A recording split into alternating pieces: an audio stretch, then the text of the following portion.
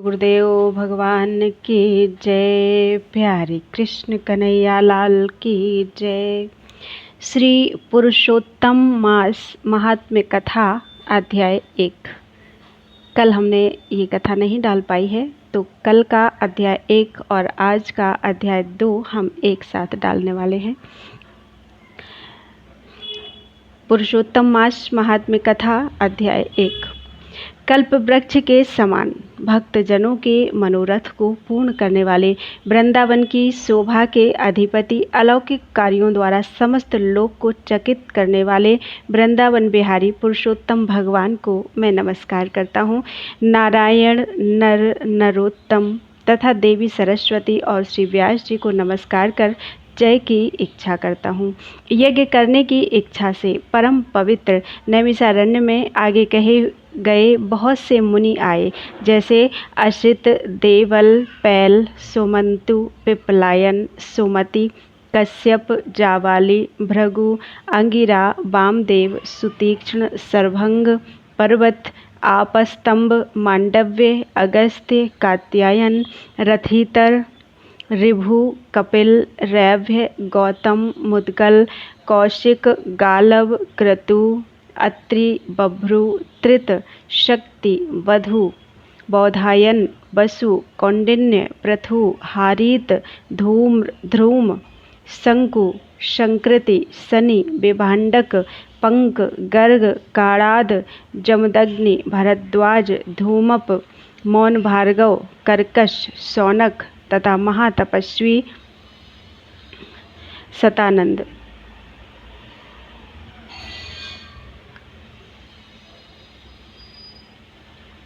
विशाल, वृद्ध, विष्णु, जर्जर, जय, जंगम, पार, पाशधर, पूर, महाकाय, जैमिनी, महाग्रीव, महाबाहु, महोदर, महाबल, उद्दालक, महासेन, आर्त्र, आमलक प्रिय, ऊर्ध्वबाहु, ऊर्ध्वपाद, एकपाद,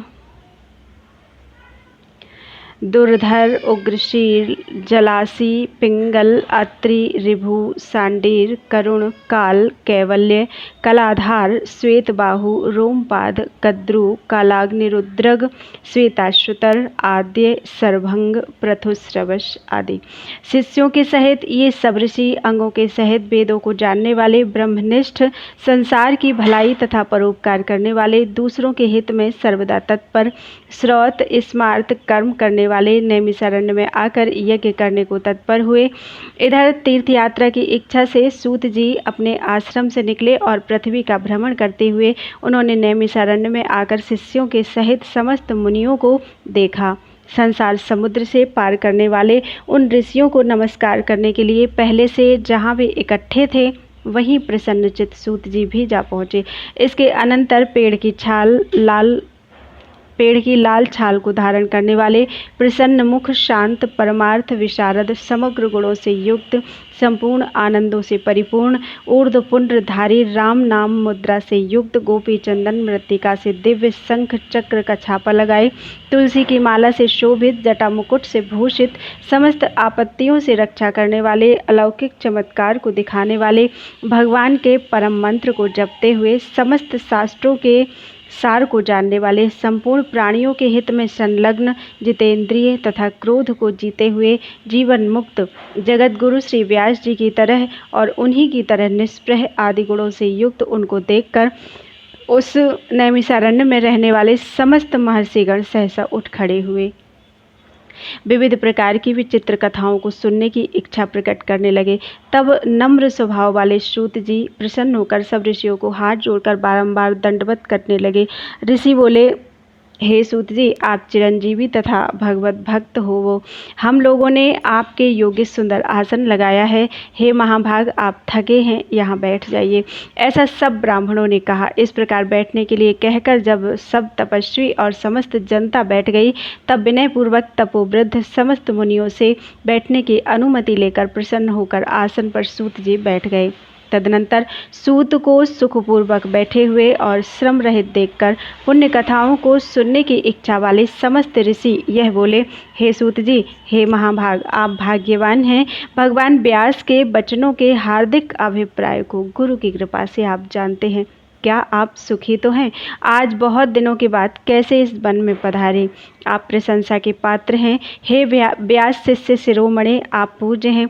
आप इस असार संसार में सुनने योग्य हजारों विषय हैं, परंतु उनमें श्रेयस्कर थोड़ा सा और सारभूत जो हो वह हम लोगों से कहिए।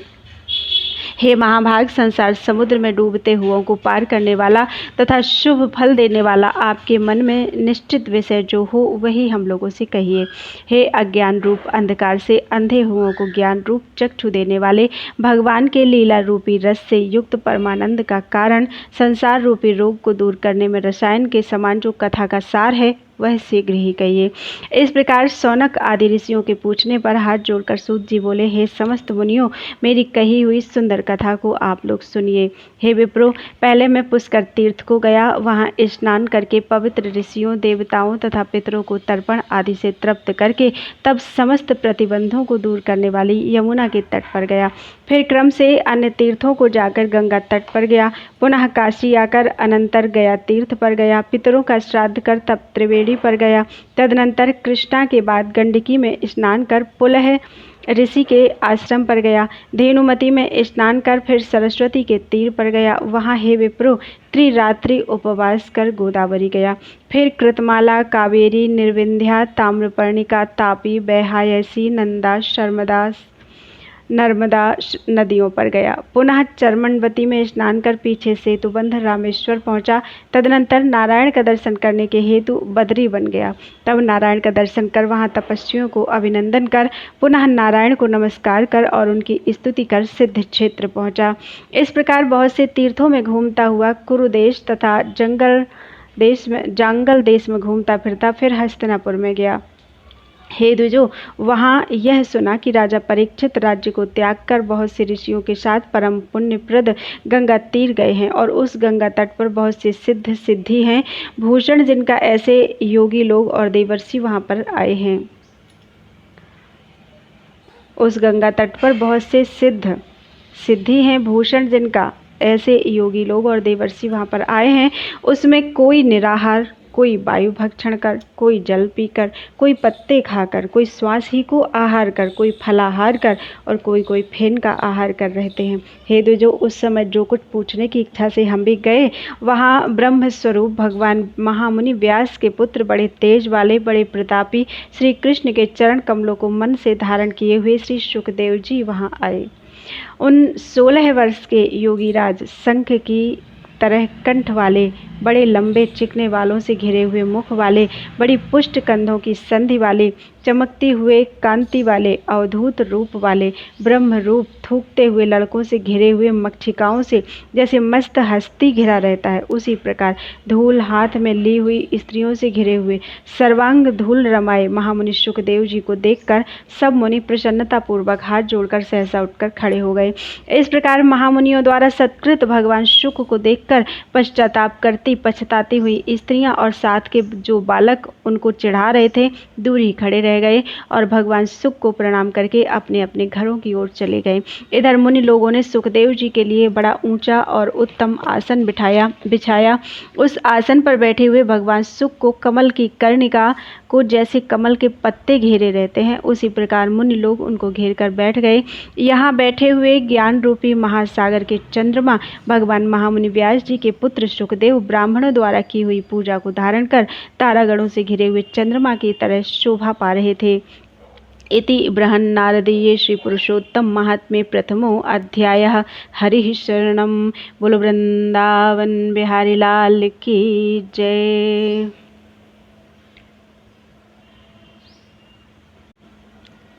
बोलो गुरुदेव भगवान की जय। अध्याय 2 पुरुषोत्तम महात्म्य कथा। अध्याय 2 दूसरे दिन की कथा है ये आज की। सूत जी बोले, राजा परीक्षित के पूछने पर भगवान शुक द्वारा कथित परम पुण्यप्रद श्रीमद् भागवत सुखदेव जी के प्रसाद से सुनकर और अनंतर राजा का मोक्ष भी देखकर अब यहाँ यज्ञ करने को उद्यत ब्राह्मणों को देखने के लिए मैं आया हूँ और यहाँ यज्ञ में दीक्षा लिए हुए ब्राह्मणों का दर्शन कर मैं कृतार्थ हूँ। ऋषि बोले, हे साधो, अन्य विषयों की बातों को त्याग कर भगवान कृष्ण द्वैपायन के प्रसाद से उनके मुख से जो आपने सुना है वही अपूर्व विषय हे सूत जी आप हम सब लोगों से कहिए। हे महाभाग, संसार में जिससे परे कोई सार नहीं है, ऐसी मन को प्रसन्न करने वाली और जो सुधा से भी अधिकतर हितकर है, ऐसी पुण्य कथा हम लोगों को सुनाइए। सूत जी बोले, विलोम अर्थात ब्राह्मण के चरु में क्षत्रिय का चरु मिल जाने से उत्पन्न होने पर भी मैं धन्य हूँ। जो श्रेष्ठ पुरुष भी आप लोग मुझसे पूछ रहे हैं, भगवान व्यास जी के मुख से जो मैंने सुना है वह यथा ज्ञान मैं कहता हूँ। एक समय नारद मुनि नर नारायण के आश्रम में गए, जो आश्रम बहुत से तपस्वियों से, सिद्धों तथा देवताओं से भी युक्त है और बैर, बहेड़ा, आंवला, बेल, आम, अमड़ा, कैथ, जामुन, कदम्ब आदि और भी अनेक वृक्षों से सुशोभित है। भगवान विष्णु के चरणों से निकली हुई पवित्र गंगा और अलकनंदा भी जहाँ बह रही हैं। ऐसे नर नारायण के स्थान में श्री नारद मुनि ने जाकर उन परब्रह्म नारायण को, जिनका मन सदा चिंतन में लगा रहता है, जिनके जितेंद्रिय काम, क्रोध आदि छहों शत्रुओं को जिन्होंने जीत रखा है, अत्यंत प्रभा जिनके शरीर से चमक रही है, ऐसे देवताओं के भी देव तपस्वी नारायण को साष्टांग दंडवत प्रणाम कर और हाथ जोड़कर नारद उस मुनि व्यापक प्रभु की स्तुति करने लगे। नारद जी बोले, हे देवदेव, हे जगन्नाथ, हे कृपा सागर, सतपते, आप सत्य व्रत हो, त्रिसत्य हो, सत्य आत्मा हो और सत्य संभव हो। हे सत्य योने, आपको नमस्कार है। मैं आपकी शरण में आया हूँ। आपका जो तप है वह संपूर्ण प्राणियों की शिक्षा के लिए और मर्यादा की स्थापना के लिए है। यदि आप तपस्या ना करें तो जैसे कलयुग में एक के पाप करने से सारी पृथ्वी डूबती है, वैसे ही एक के पुण्य करने से सारी पृथ्वी तरती है। इसमें तनिक भी संदेह नहीं है। पहले सतयुग आदि में जैसे एक पाप करता था तो सभी पापी हो जाते थे, ऐसी स्थिति हटाकर कलयुग में केवल कर्ता ही पापों से लिप्त होता है। यह आपके तप की स्थिति है। हे भगवान, कली में जितने प्राणी हैं सब विषयों में आसक्त हैं, स्त्री पुत्र ग्रह में लगे हुए हैं, उनका चित्त स्त्री पुत्र ग्रह में लगा हुआ है। ऐसे प्राणियों का हित करने वाला जो हो और मेरा भी थोड़ा कल्याण हो, ऐसा विषय विचार कर केवल आप ही कहने के योग्य हैं। वही आपके मुख से सुनने की इच्छा से मैं ब्रह्मलोक से आया हूँ। आप ही उपकार प्रिय विष्णु हैं, ऐसा वेदों में निश्चित है। इसलिए लोकोपकार के लिए कथा का सार इस समय आप सुनाइए, जिसके श्रवण मात्र से निर्भय मोक्ष पद को प्राप्त करते हैं। इस प्रकार नारद जी का वचन सुनकर भगवान ऋषि आनंद से खिलखिला उठे और भुवन को पवित्र करने वाली पुण्य कथा आरंभ की। श्री नारायण बोले, हे नारद, गोपों की, स्त्रियों के मुख कमल के भ्रमर, रास के ईश्वर, रसिकों के आभरण, वृंदावन बिहारी, ब्रज के पति आदि पुरुष भगवान की पुण्य कथा को कहता हूँ, जो निमेष मात्र समय में जगत को उत्पन्न करने वाले हैं। उनके कर्मों को हे वत्स इस पृथ्वी पर कौन वर्णन कर सकता है। हे नारद मुनि, आप भी भगवान के चरित्र का सरस सार जानते हैं और यह भी जानते हैं कि भगवत चरित्र वाणी द्वारा नहीं कहा जा सकता, तथापि अद्भुत पुरुषोत्तम महात्म्य आदर से कहते हैं। यह पुरुषोत्तम महात्म्य दरिद्रता और वैधव्य को नाश करने वाला है, यश का दाता है एवं सत्पुत्र और मोक्ष को देने वाला है, अतः शीघ्र ही इसका प्रयोग करना चाहिए। नारद बोले, हे मुनि, पुरुषोत्तम नामक कौन देवता है, उनका महात्म्य क्या है, यह अद्भुत सा प्रतीत होता है, अतः आप मुझसे विस्तार पूर्वक कहिए। सूत जी बोले, श्री नारद जी का वचन सुनकर नारायण क्षण मात्र पुरुषोत्तम में अच्छी तरह मन लगाकर बोले। श्री नारायण बोले, पुरुषोत्तम, यह मास का जो नाम पड़ा है वह भी कारण से युक्त है। पुरुषोत्तम मास के स्वामी दया सागर पुरुषोत्तम भगवान ही हैं, इसलिए ऋषिगण इनको पुरुषोत्तम मास कहते हैं। पुरुषोत्तम मास के व्रत करने से भगवान पुरुषोत्तम प्रसन्न होते हैं। नारद जी बोले, चैत्रादि मास जो हैं वे अपने अपने स्वामी देवताओं से युक्त हैं, ऐसा मैंने सुना है, परंतु उनके बीच में पुरुषोत्तम नाम का मास नहीं सुना है। पुरुषोत्तम मास कौन है और पुरुषोत्तम मास के स्वामी कृपा कर कृपा के निधि पुरुषोत्तम कैसे हुए? हे कृपानिधे, यह आप मुझसे कहिए।